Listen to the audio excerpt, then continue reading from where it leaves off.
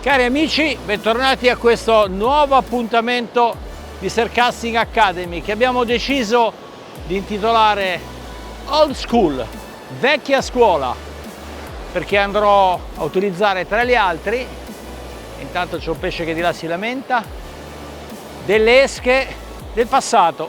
Quali? Andremo a vedere. Vedremo come innescarle, fermo restando che pescheremo con tutte anche le esche dell'attualità, quelle classiche.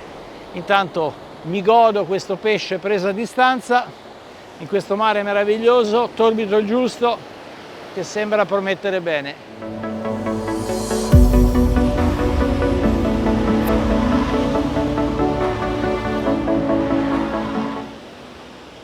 Da superare qualche gradino, c'è parecchia corrente.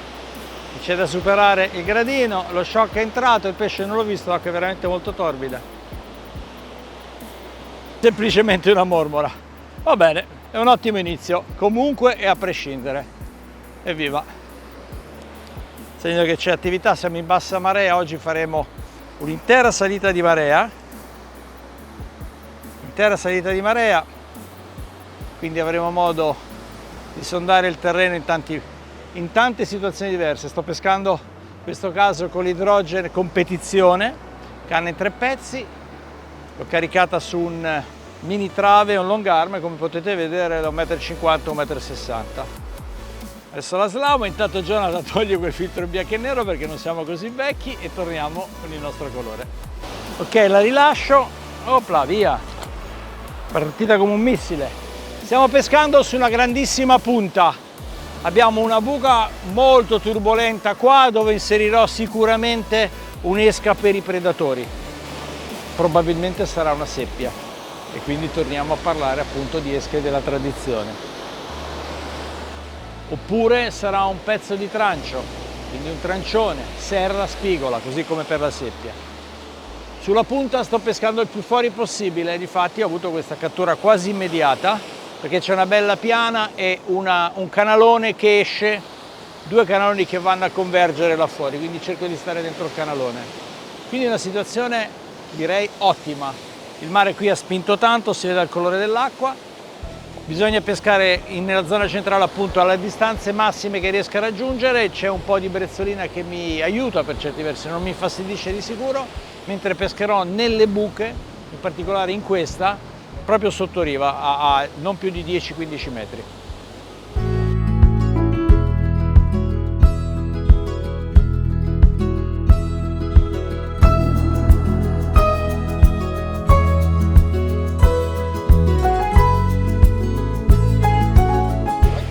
Allora, prima esca old school che si può usare sia per i granchi sia nella pesca, perché in mare ci si prendono anche gli sgombri, e il petto di pollo.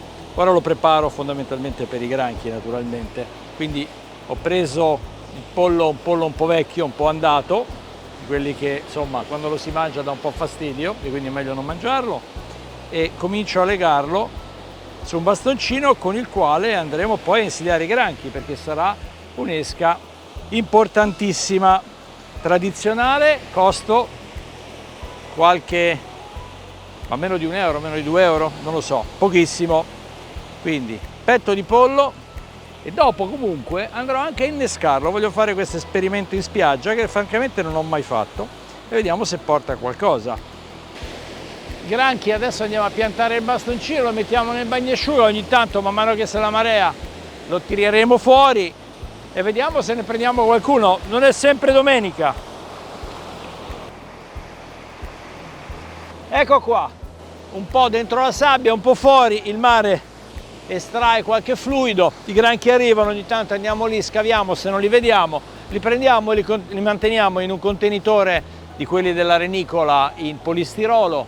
Li possiamo tenere anche in frigo a temperature non troppo basse perché sennò muoiono, sabbia bagnata, e vedrete che per qualche giorno abbiamo un'esca meravigliosa. Sappiamo come si innesca, ma dopo lo andremo a rivedere.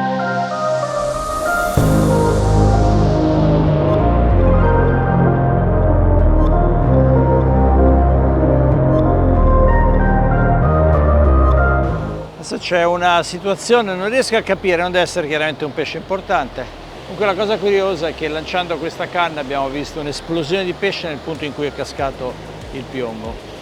E quindi ora sto preparando una canna con un trancione apposta per vedere se girano i serra. Direi dalle mangiate che ci sono che non credo che girino i serra, però girano le ombrine e questo ci fa immenso piacere.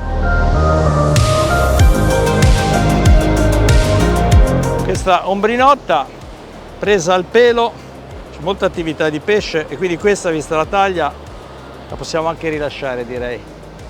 Così come abbiamo fatto prima con la mormora, è venuta su un bibi e quindi, bellezza, torna fra qualche chilo. Ed è particolare oggi la situazione a segnare che insomma c'è un mare meraviglioso, perché con questa ombrina siamo a 3 nel giro di un quarto d'ora, 20 minuti. Perché dite 3? Perché la puntata in realtà inizia con una mormora. In realtà il primo pesce che abbiamo preso è un'orata che avete visto nella puntata precedente, a conclusione dell'Aspettando l'orata, questa piccola simpatica sfida con gli amici siciliani, con Peppino Alesi in particolare.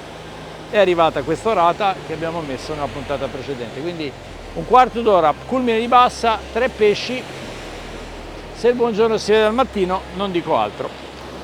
Una mangiata impercettibile, ma c'è stato leggero allentamento. Vediamo che cos'è. Un sarago a completare. Beh, ora mancherebbe la spigola, onestamente. Un saragotto che è venuto sul bibi, che libero subito, via via.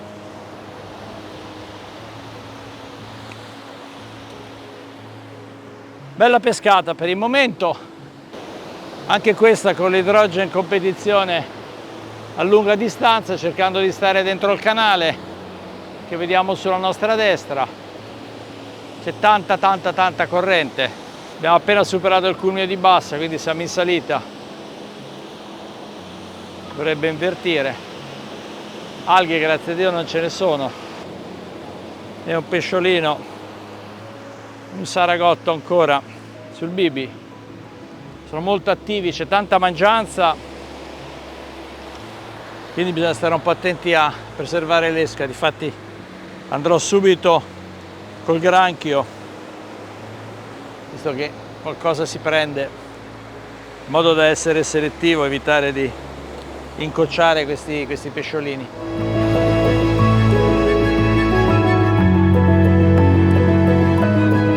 Queste pepite preziosissime, quanto ingorde, eccole qua,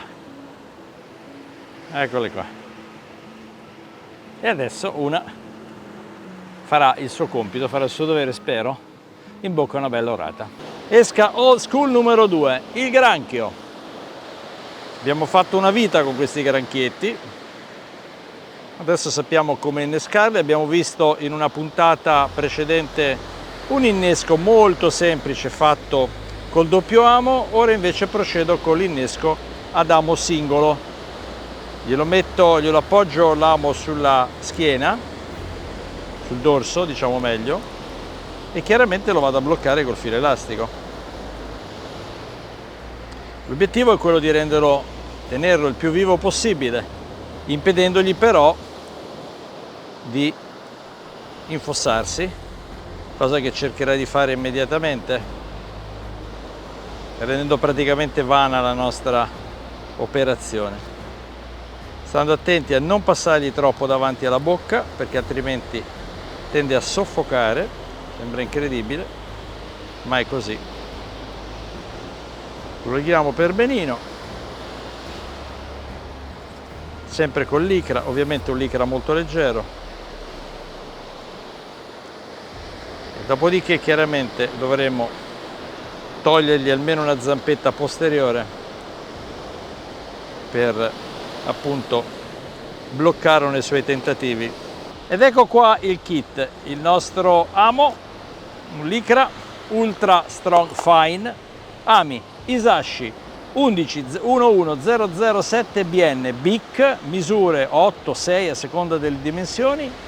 Il finalino lo facciamo con uno 0,24 FC 403, come sempre affidabilissimo.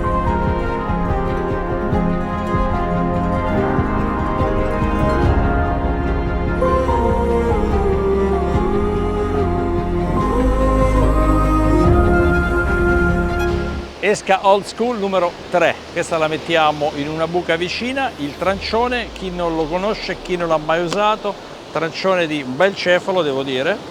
Andiamo a prendere la misura, è stato spelato, quindi abbiamo rimosso un pochino di squame e ora andiamo a prendere la misura. Chiaramente essendoci il rischio serra andiamo verso il cavetto d'acciaio. E per prendere bene la misura io direi che questa va più che bene, quindi lo taglio e l'altro lo conservo perché se arrivano i serra questo diventa veramente un alleato prezioso. Verrà fuori un grosso trancione, ma noi vogliamo il grosso serra o la grossa spigola. Il trancione è quello che mi ha regalato la spigola più grande che abbia mai preso in quel di Grosseto tanti anni fa, Foce Albegna, un pesce di 8,4 kg, in una nottata magica in cui presi altri 2 pesci superiori ai 3 kg, se non ricordo male. In una pescata di quelle, sembrava, quando sono tornato a casa, sembrava fossi tornato da una battuta in Atlantico, con 3 pescioni giganteschi. È ovvio che un'esca del genere è molto selettiva. È ovvio che dalle notizie che abbiamo avuto ci sono i granchi blu qua davanti e quindi probabilmente verrà attaccata dal granchio blu, quindi magari potremo anche provare a prenderne uno. Ecco perché c'è una ragione in più per mettere un ricco cavetto d'acciaio, e per i serra e perché il granchio blu se arriva è comunque trancia e non è la prima volta che mi ritrovo con il finalino tranciato.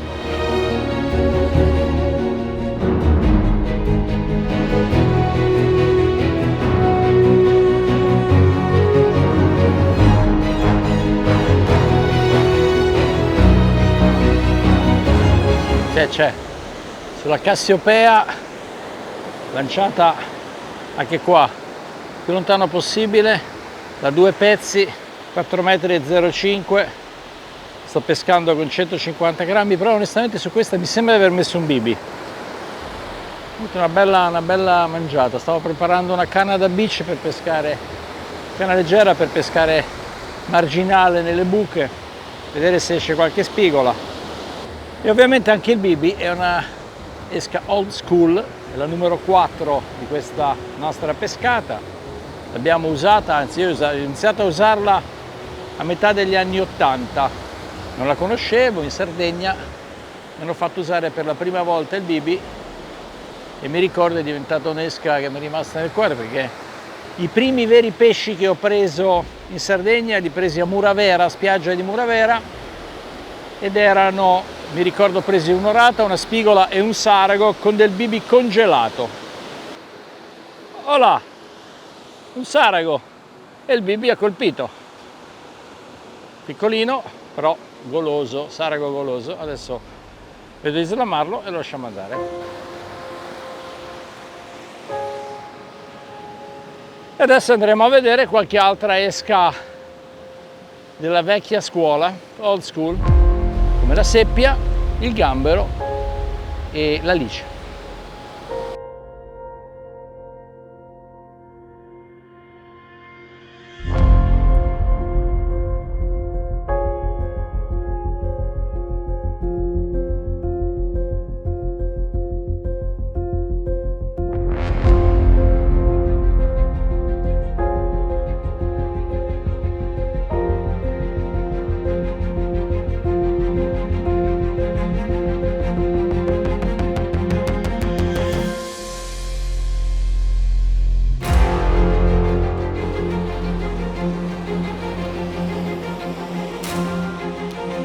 Supernova GR Surf 4303, 4,30 m, 3 pezzi, versione 130 grammi.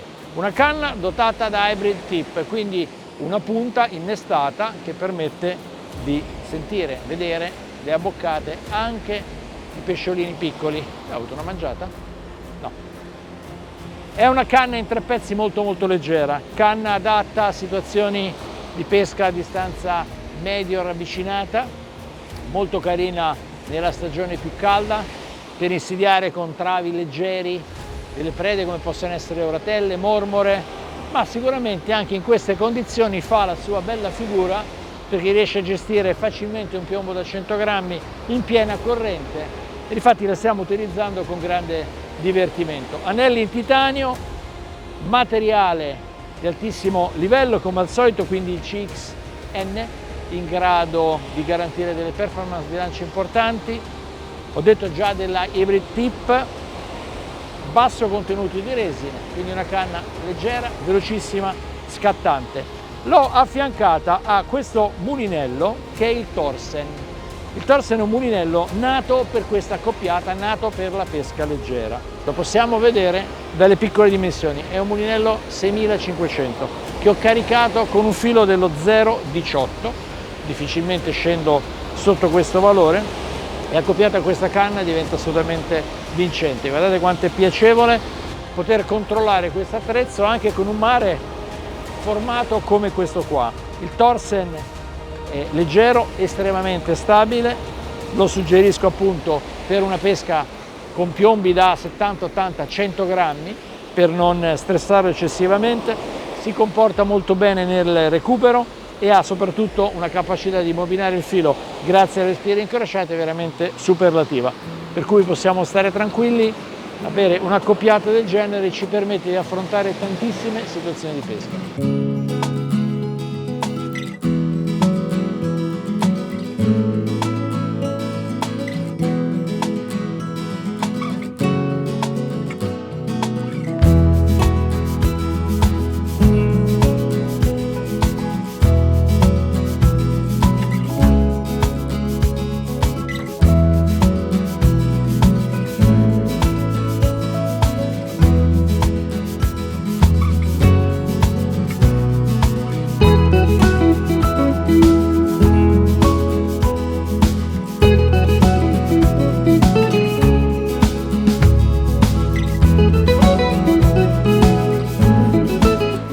Altra esca old school, la Lice. La Lice è un'esca straordinaria in pieno inverno nella pesca sottoriva ai rombi. Può essere anche innescata per i predatori, come se fosse un piccolo trancio. Non sto a fare vedere l'innesco, ma comunque la andremo ad aprire, inneschiamo l'amo, facciamo fuoriuscire l'amo, leghiamo con il filo elastico. Esca purtroppo delicatissima quanto efficace.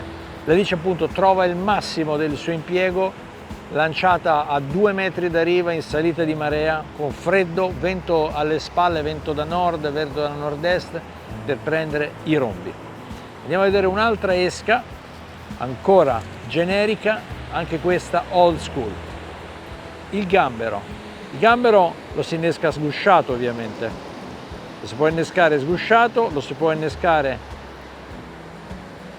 pulito.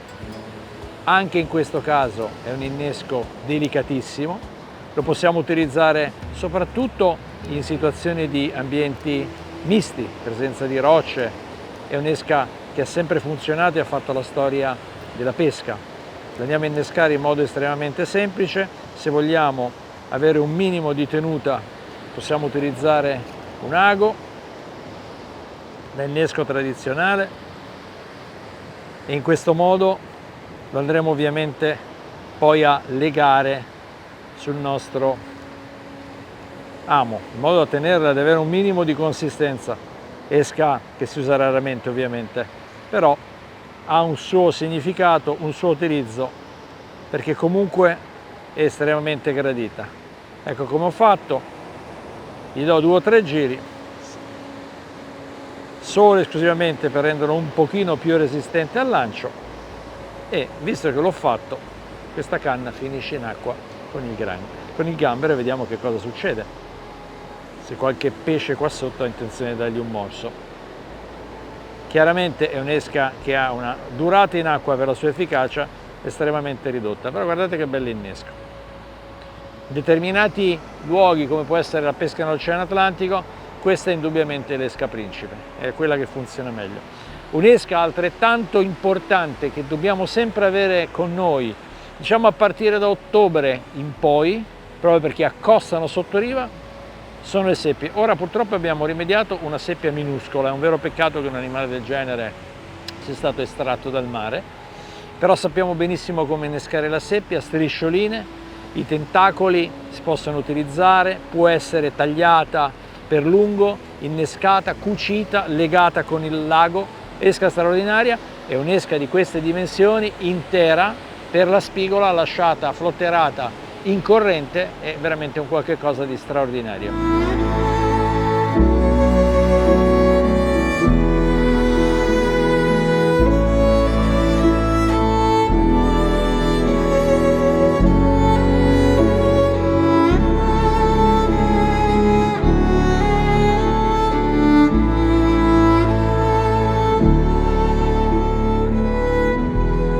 E stiamo arrivando al tramonto, continua questa mangianza, era arrivato il saraghetto sul bibi, ghiotti di questo bibi che almeno in questo momento prova a essere selettivo, in realtà non lo è molto, ma mangiano con una voracità che è spaventosa,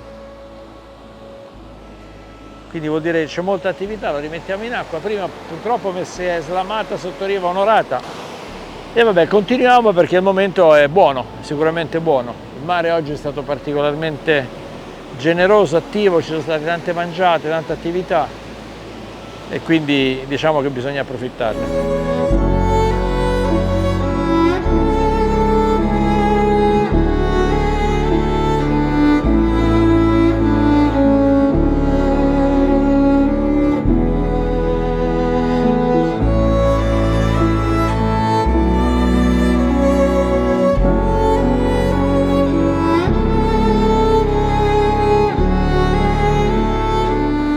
Abbiamo parlato della supernova e immediatamente si comporta molto bene con una doppia cattura, piccoline, però insomma, voglio dire, è comunque un risultato, una giornata ricca di catture, anche queste non sono da trascurare. Quindi le lasciamo andare, le nostre mormorette, una è venuta sul frotterino, saltarello, e l'altra sulla renicola. Quindi un po' di attività ce l'hanno regalata. Eccola qua, bellissime, vedete pesci, tornate quando pesate 1 chilo, non prima. E anche la bicetta ha avuto il suo giusto regalo. Una nota di colore abbastanza triste: ho già trovato 2 volte i finali tagliati, una volta innescata a granchio e una volta innescata a bibi, probabilmente per la presenza del famigerato granchio blu. Tant'è che è venuto un amico pescatore che conosce molto bene questa spiaggia e ci ha riportato la stessa identica impressione, ovvero che purtroppo a una certa ora dopo il tramonto i granchi blu arrivano e ti impediscono di pescare. Che dobbiamo fare? Nulla.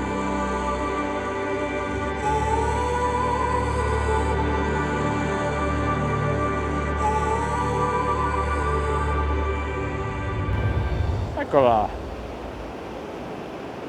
un'ombrinotta bella, la mettiamo in acqua, visto che qua ne abbiamo prese belle. Continuiamo a vedere, anche se questa cosa dei granchi blu mi ha lasciato un pochino perplesso. C'è un po' di corrente, si vede che sta aumentando, i finali arrivano aggrovigliati, li accorcio, li metto di un diametro più grande, sono arrivato a mettere anche il 0,26, tanto l'acqua è molto torbida, quindi evidentemente va bene anche lo 0,26. Altro saraghetto, attività che oggi è stata veramente incessante sul bibi, c'è poco da fare, tocca tagliare per rimetterlo in acqua e avere una chance di sopravvivenza. Via! Opla, sta arrivando il picco di marea.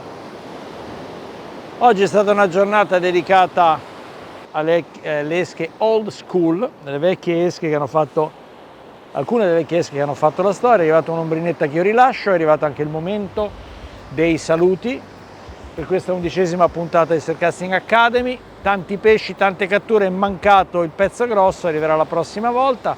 Tanto grazie per essere stati con noi e ci vediamo al prossimo appuntamento di Surcasting Academy. Ciao!